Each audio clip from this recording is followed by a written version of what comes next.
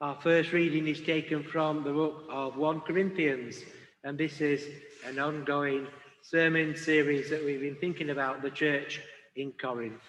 And today's reading is from chapter 11, verses 2 to 16. I commend you because you remember me in everything and maintain the traditions just as I handed them on to you. But I want you to understand that Christ is the head of every man, and the husband is the head of his wife, and God is the head of Christ.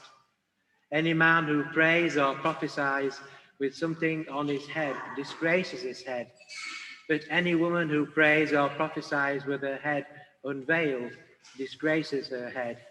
It is one and the same thing as having her head shaved. For if a woman will not veil herself, then she should cut off her hair. But if it is disgraceful for a woman to have her hair cut off or to be shaved, she should wear a veil.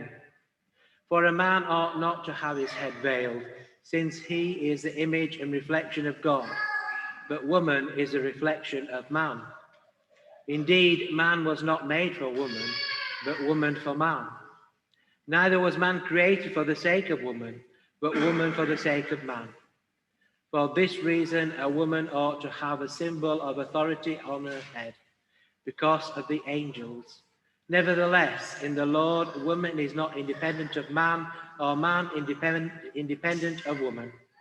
For just as woman came from man, so man comes through woman. But all things come from God. Judge for yourselves. Is it proper for a woman to pray with her head unveiled? Does not nature itself teach you that if a man wears long hair, it is degrading to him?